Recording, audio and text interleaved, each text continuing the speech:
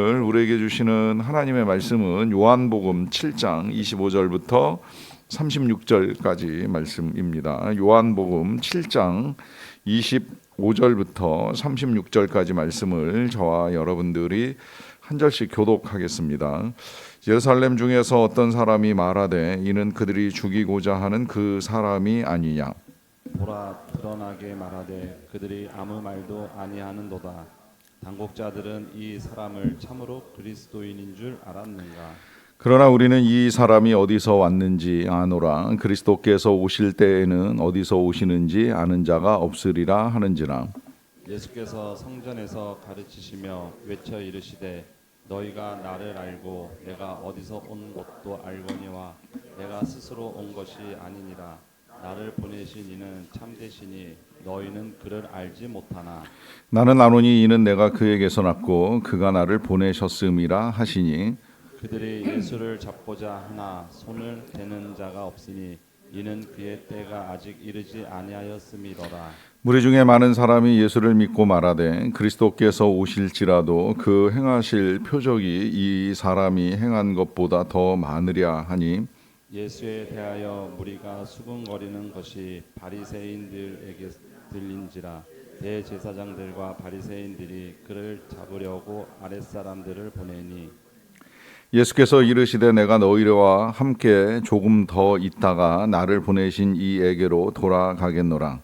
너희가 나를 찾아도 만나지 못할 터이요 나 있는 곳에 오지도 못하리라 하시니.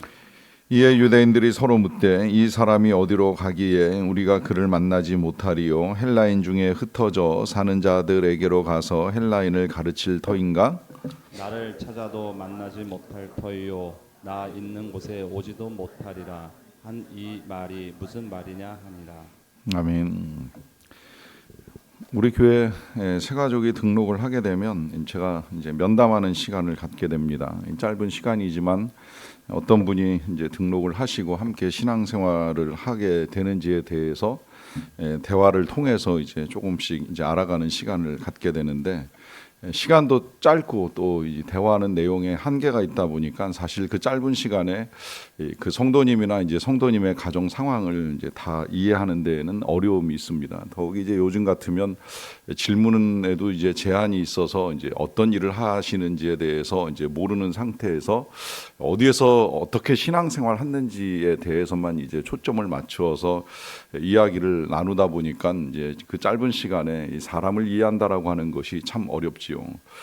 반대로 이제 그렇게 이제 등록한 새 가족이 이제 교회를 다니게 되면 설교를 들으시게 되는데, 이제 설교를 들으시면 아마 여러분들이 제가 하는 설교를 이제 듣는 시간이 길어질수록 저에 대한 이해가 어느 정도 이제 형성되리라고 생각을 합니다. 제가 어떤 생각을 하고 어떤 말씀을 전하는지, 또 어떤 상황에 있는지, 가끔은 뭐 제 가족 이야기나 이제 과거 이야기도 예화 속에 넣어서 전달을 하기 때문에 여러분들이 어느 정도 이제 저에 대한 이해를 하고 있을 것이라고 생각을 합니다. 물론 그 이해가 이제 정확할 수도 있고 뭐 부정확할 수도 있다고 생각을 하긴 합니다만은, 뭐 어느 정도의 정확성 또 이제 오해는 뭐 있을 수 있다고 생각을 합니다.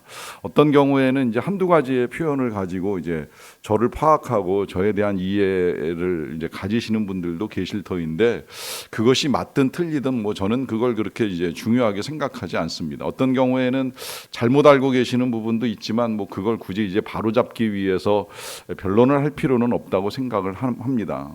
하지만 이제 우리가 같이 교회를 다니고 신앙생활을 하면서 이 예수님에 대한 이해는 이제 조금 사람들마다 이제 다를 수 있다고 생각을 하는데요. 여러분, 예수님을 어느 정도 알고 있다고 생각을 하십니까? 굉장히 중요한 부분입니다. 때로는 이제 제가 만나는 분들 중에 뭐 이렇게 성도님이나 신자들만 있는 것이 아니라 이제 불신자를 만날 때도 있는데, 가끔은 그 불신자들이 이 과거에 교회를 다녀본 경험이나 이제 성경을 읽어본 기억을 가지고 예수님에 대해서 이제 어느 정도 이제 알고 있다는 듯이 말씀을 하시는 걸 들을 때가 있습니다. 그러면 사실 이제 저 개인적으로서는 좀 의문이 들 때가 많지요. 도대체 어느 정도 알고 있는가? 정확하게 알고 있는가? 진짜 교회를 다녔고 성경을 읽었다면 지금 이렇게 불신자로 살아가고 있는 게 맞는가? 이 성경을 읽는다는 건 단순히 이 지식의 축적이 아니라 하나님을 만나는 과정이고, 하나님을 만났다라고 한다면 분명히 이 신앙생활, 무엇보다 삶의 변화를 이루어 가야 될 터인데, 그저 어렸을 때 잠시 읽고 들었던 내용들을 가지고 전체를 알고 있는 것처럼 착각을 하거나 오해를 하고 있는 것은 아닌가 하는 이제 우려 때문입니다. 놀랍게도 이제 이러한 일들이 오늘 이 시대에만 벌어지는 일이 아니라, 우리 예수님이 이 땅에 오셔서 그 모습을 드러내시고 사람들을 만나시고 많은 말씀을 하실 때에 이 예수님에 대한 이해도 사람들마다 이제 다 달랐지요. 그러는 가운데에 예수님을 안다는 사람이 있었는데, 이제 그들이 예수님을 안다는 것이 이 예수님께서 어디서 왔는지 이제 우리가 안다. 그는 그리스도가 될 수 없다. 그리스도라면 그가 어디서 왔는지 절대 알 수가 없을 터인데, 그가 갈릴리에서 왔다는 사실, 베들레헴에서 태어났다는 사실, 나사렛에서 성장했다는 사실을 아는 것만으로 이 사람은 이제 그리스도가 아니다라고 하는 이제 말을 하는 사람도 있었고요. 또 한편으로는 그리스도가 온다 한들, 진짜 메시아가 우리에게 온다 한들, 이 예수처럼 이런 놀라운 표적들을 이만큼이나 해낼 수 있는 메시아가 올 수 있겠는가? 이렇게 보면 어떤 사람들은 이 예수님이 행하신 표적만으로도 그가 그리스도가 맞지 않느냐라고 하는 생각을 하는 사람들도 있다는 것인데, 이런 사람들의 이 논쟁 가운데에 예수님에 대한 이해가 다 완전하지는 않다라고 하는 것이지요. 그러하기 때문에 이제 오늘 예수님께서 성전에서 그들을 가르치신 말씀이 28절인데요. 예수께서 성전에서 가르치시면서 외쳐 이르시되 너희가 나를 알고 내가 어디서 온 것도 알거니와 내가 스스로 온 것이 아니니라. 나를 보내신 이는 참되시니 너희는 그를 알지 못하나 나는 아노니 이는 내가 그에게서 났고 그가 나를 보내셨음이라 하십니다. 자, 여기서 먼저는 예수님이 사람들이 하는 말을 다 아시고 이제 그들의 마음을 인정하시는 거예요. 너희가 나를 알고 있다. 또 내가 어디서 왔는지 어디 출신인지 나의 고향이나 출생지 정도는 이제 다 알 것이다라고 하는 것입니다. 그렇지만 그것이 지극히 부분적인 것은 예수님은 이제 설명하시기를 스스로 온 것이 아니라 하는 말씀을 하시면서 예수님을 보내신 분이 계시다는 사실을 밝히지요. 그리고 그 보내신 이를 참되시다라고 하는 이 표현을 통해서 예수님을 보내신 하나님은 틀림이 없으신 분, 하나님은 살아계신 분이시고 그 하나님을 통해서 이제 예수님이 이 땅에, 하나님으로 인해서 예수님께서 이 땅에 오셨다라고 하는 사실을 밝힙니다. 그런데 그 다음에 이제 그 하나님께서 참되시다라고 하는 이 말씀과 함께 너희는 그를 알지 못하나 나는 안다라고 하는 말씀을 하고 계시는데요. 자, 이 말을 듣는 유대인들이 이 말 들으면 정말 기분 나쁠 말씀을 하고 계시는 것이라고 생각이 됩니다. 왜냐하면 이방인들이라면 몰라도 유대인들은 하나님을 믿는 사람들이잖아요. 그들은 하나님을 믿는 것에 있어서만큼은 굉장한 자부심을 갖고 있었던 사람들인데, 그 사람들에게 너희들이 하나님을 모른다라고 하는 말을 하게 되면 듣는 입장에서는 굉장히 이제 기분이 나쁠 수 있는 말씀을 하시는 거예요. 이거 우리 입장에서 생각해 보면 열심히 이렇게 교회 다니고 새벽마다 말씀 듣고 기도하시는데 누군가 여러분들에게 너희는 하나님을 모른다, 너희는 예수님을 모른다, 이런 말을 한다고 생각을 해보세요. 별로 기분 좋은 이야기는 아니잖아요. 그런데 지금 예수님이 그렇게 말씀을 하고 계시는 거예요. 그러면 왜 이렇게 말씀을 하시는가 하는 것을 고민을 해봐야 되죠. 이 말을 듣는 사람들 입장에서는 고민을 해봐야 되고, 우리 입장에서도 행여라도 내가 그런 말을 들었을 때에는 나는 과연 어떤 반응을 하게 될 것인가 한 번쯤 여러분 고민을 해보셔도 좋습니다. 여러분들이 실제로 모른다고 해서 하는 말이 아니라 나는 과연 정말 얼마나 하나님을 이해하고 얼마나 예수님을 믿고 있는가에 대해서 당연히 우리가 고민을 해봐야지요. 우리는 특히 그 믿음을 가지고 살아가는 사람들이니까요. 그런데 실제로 정말 우리가 얼마나 하나님의 사랑을 이해하고 있는지, 얼마나 하나님의 능력을 신뢰하고 있는지, 제가 어제도 말씀드렸지만 하나님을 믿는다면 천국도 믿어야 되고 상급도 믿어야 되고 면류관도 믿어야 되고 예수님이 말씀하신 그 모든 것들을 믿어야 되는데, 그 믿음을 가지면 정말 이 땅의 것 다 아무것도 아니고 하늘의 소망을 두고 살아가는 것이 너무나 맞고, 어제 오후에는 피택자들하고 이렇게 나눔을 하다 보니까 제가 그 말씀이 참 제 마음에도 오래 남아서 저도 오후 내 이제 계속 고민을 했어요. 밭에 감추인 보화를 발견한 농부가 그 보화를 얻기 위해서 그 땅을 사기 위해 가진 거 다 팔아가지고 결국에는 이제 그 땅을 사들이잖아요. 이게 이제 천국을 발견한 사람의 기쁨이라고 하는 것인데, 이 기쁨을 좀 갖고 싶다, 이 기쁨을 좀 얻고 싶다라고 하는 고백을 해주신 집사님이 계셔서, 그때 이제 나눌 때는 몰랐는데 제가 그 나눔이 끝나고 나서 이제 계속 그 고민을 했던 것 같아요. 저에게 있어서도 정말 그 밭에 감추인 보화를 발견한 기쁨, 이게 있는가, 이게 무엇인가, 이 기쁨이 있어야지 이게 진짜 우리가 천국의 소망을 두고 살아가는 하나님 나라의 백성이 맞는 것인데, 여러분들은 어떠하신지요? 여러분, 이것이 바로 우리가 이제 하나님에 대한 이해고 예수님을 믿는 믿음의 본질인데, 그렇다고 한다면 우리가 정말 얼마나 알고 얼마나 제대로 믿고 있는가에 대한 질문을 할 수밖에 없는 상황이지요. 여러분, 이 모든 것들에 대한 이해는 하나님을 아는 데서부터 시작이 되는 것이고, 그 하나님이 얼마나 우리를 사랑하시는지, 천국 그 자체이신 예수 그리스도를 이 땅에 보내셔서 우리가 천국 백성이라는 사실을 일깨워 주시고, 그 천국 백성이 후일에 하나님께로 받게 될 위로와 또 하나님의 아들됨과 화평하게 그 하나님께서 예비하신 그 상급을 받는 것에 대한 소망을 갖게 하시는 것이라는 것을 분명히 알아야 됩니다. 그러하기 때문에 예수님이 이제 이 자리에서 알려주시기를 29절에 이제 나는 안다라고 말씀하시면서, 그것을 아는 분명한 이유는 내가 그에게서 났고 그가 나를 보내셨습니다라고 하는 말씀을 통하여 우리 예수님이 사람들이 이해하는 수준의 출생과 보내심을 받은 것이 아니라는 사실을 밝혀요. 여러분, 여기서 이제 이 예수님을 이해하는 방식을 이 목회자나 뭐 좀 더 나아가서 저는 세례 요한으로 이해를 하셔도 좋겠다라고 하는 생각이 드는데요. 여러분, 목회자가 스스로 내가 설교자로 서가지고 사람들을 가르쳐야 되겠다라고 생각을 해서 저의 의지에 따라 이 자리에 서 있다라고 한다면, 여러분, 저를 어느 정도 신뢰하고 제가 전하는 메시지를 듣겠습니까? 뭐 사람에 따라 다를 수는 있다고 생각을 하지만, 적어도 목회자라고 한다면 하나님이 세우셨고 하나님이 보내셨다라고 하는 생각을 가지고 인정해서 여러분들이 목회자를 통해서 전해지는 메시지를 듣는 것이 아니겠습니까?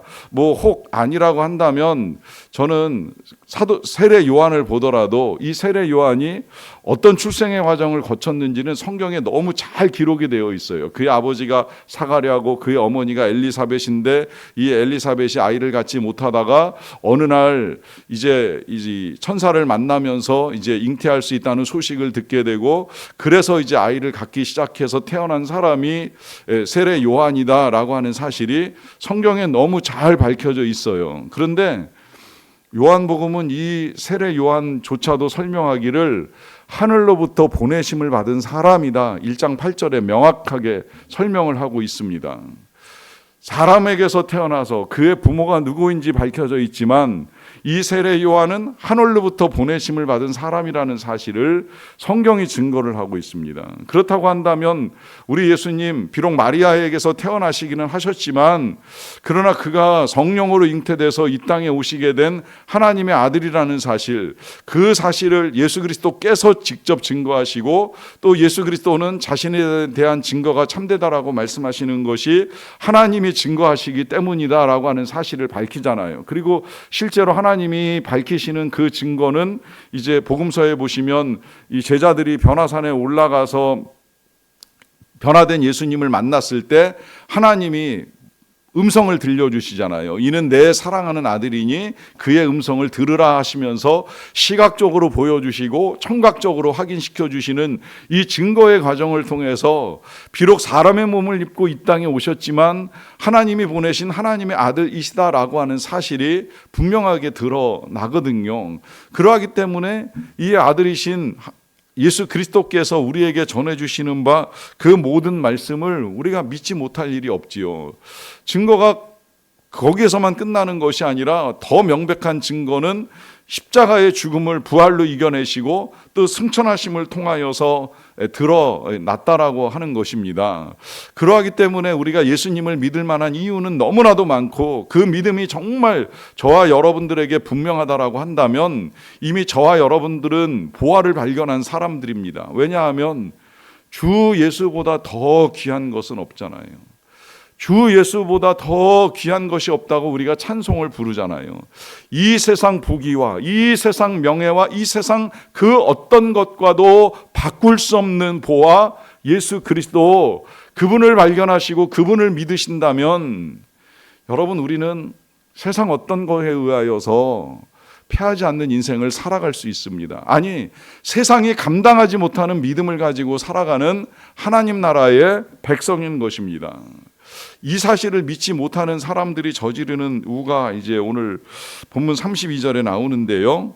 예수에 대하여 무리가 수군거리는 것이 바리새인들에게 들린지라 대제사장들과 바리새인들이 그를 잡으려고 아랫사람들을 보내게 됩니다. 그러니까 사람들이 이 예수님이 누구인지를 모르다 보니까 그냥 내버려둬서는 안 되겠다, 이제 이런 생각을 하면서 예수님을 이제 잡아들일 계획을 하면서 아랫사람들을 이제 보내는 일을 하게 되는데, 이 제사장들과 바리새인들의 아랫사람은 성전 경비대원들이에요. 이제 과거에 이 성전에 이방인들이 드나드는 것을 막기 위해서 제사장들이 그 일을 하게 되면 스스로도 이제 불경해진다고 생각을 하니까 이 성전에 쌓인 그 재정의 넉넉함을 가지고 사람들을 고용해 가지고 이제 부리게 되는 일까지 벌어지게 되었는데, 그 사람들을 보내 가지고 저 예수라는 사람을 이제 붙잡아 와라라고 명령하는 이제 이런 사람들이 있었고요. 그래서 이제 이 사람들이 찾아오는 것을 아시게 되는 예수님이 일단 먼저 말씀하시기를, 내가 너희와 지금 머물러 있긴 하지만 이제 조금 있다가 나를 보내신 이에게로 돌아가겠노라. 이제 곧 하나님께로 되돌아가실 승천의 사건까지 미리 아시고 다 말씀을 하시는 건데, 이렇게 말씀을 하시니까 이제 유대인들 중에 몇몇 사람들은 어딜 가신다는 거야, 도무지 알 수 없다 보니까 혹시나 뭐 헬라인들을 찾아가신다는 거야 라고 하면서 이제 자기들 나름대로의 생각을 가지고 말을 합니다. 자, 이런 모든 말, 예수님을 붙잡아 오라고 하는 이 말이나 혹은 도대체 어디 가신다는 거야, 헬라인에게로 가신다는 거야 라고 하는 이 모든 말들이 결국은 사람들의 머릿속에서 나온 말이지요. 사람들의 생각에 따라 예수님을 그냥 나름대로 판단하고 평가하면서 이제 저지르게 되는 실수라고 할 수가 있겠는데요. 이것이 다 예수님에 대한 무지에서 비롯되는 결과들입니다. 그러하기 때문에 여러분, 우리는 더 힘써 주님을 알아야 되고, 주님을 안다면 소망이 더욱 분명해지고, 주님을 안다면 오늘 우리가 살아가는 삶에 있어서도 어떻게 그것을 헤쳐나가야 하는지가 더욱 분명해지리라고 확신을 합니다. 그러하기에 오늘도 주님께서 살아계시고, 주님께서 우리에게 말씀하시고, 또 주님께서 우리에게 주신받은 그 소망을 붙들고 승리의 발걸음을 내딛는 저와 여러분들의 삶 되시기를 간절히 축원합니다. 기도하겠습니다. 사랑과 은혜가 풍성하신 아버지 하나님, 감사합니다. 정말 무지하고 부족한 우리들을 위하여 예수 그리스도를 이 땅에 보내주신 은혜가 얼마나 크고 귀한지요. 하나님의 아들 독생하신 예수 그리스도께서 이 땅에 오심으로 말미암아 하나님을 더 우리가 알게 하시고 믿게 하시고, 이제는 예수 그리스도를 믿는 믿음으로 말미암아 소망 가운데 거하는 주의 거룩한 백성들로 살아가게 하신 은혜를 진심으로 감사드리옵나이다. 그 귀한 은혜를 우리에게 허락하여 주셨기에 오늘도 우리는 주님을 신뢰하며 나아갑니다. 원합니다. 예수님과 함께 하루를 시작합니다. 오늘도 우리의 삶 가운데 동행하실 주님을 의지합니다. 우리가 이 세상에서 어떤 일들을 만나든지 무슨 일을 당하든지 혹 박해와 핍박을 겪는다 할지라도 주를 위하여 당하는 우리 모두에게 예비하신 은혜와 위로와 상급과 면류관이 있게 될 줄로 믿사옵나이다. 우리가 이 땅에서 겪는 잠시 당하는 이 지극히 작은 고난에 가벼운 것이 장차 우리가 받게 될 영원한 영광의 중한 것과 비교할 수 없다는 사실을 우리가 믿으면서 아버지 하나님, 오늘 하루도 승리하는 자의 삶을 살기 원합니다. 그렇게 살아갈 수 있도록 성령으로 기름 부어 주시옵소서. 성령으로 충만하게 하여 주시옵소서. 성령의 능력, 성령의 지혜, 성령의 담대함, 성령의 사랑을 주시기를 원합니다. 그리하여서 섬기고 도와주고 나누고 베풀고 살아가는 동안에 하나님이 주시는 기쁨을 누리는 자들이 되게 하여 주시옵소서. 세상이 알 수 없고 세상이 빼앗을 수 없는 이 평강, 이 기쁨을 우리 모든 주의 백성들이 누리는 자들이 다 되게 하여 주시옵소서. 그렇게 먼저 하나님의 나라와 의를 구할 때에 우리에게 필요한 모든 것들을 은혜 가운데 허락하여 주실 줄로 믿사옵나이다. 가정마다 필요한 것들이 있사옵나이다. 헤아리시는 대로 은혜를 내려 주시옵소서. 여전히 치유가 필요한 한우들에게 하나님으로 말미암는 온전한 회복의 역사가 나타나게 도와 주시옵소서. 또 재정이 필요한 가정의 빈곤함을 아시고 넉넉한 은혜를 베풀어 주시기를 원합니다. 무엇보다 믿음 없는 가정에 하나님께서 믿는 자의 숫자가 늘어나게 도와주시고 하나님께로 돌아오는 주의 백성들이 많아지는 역사가 나타나게 하여 주시옵소서. 삶을 감당할 지혜와 능력도 하나님이 공급하여 주셔서 오늘 하루도 보람찬 하루가 되기를 간절히 원하옵고 감사드리며 예수님의 이름으로 기도하옵나이다. 아멘.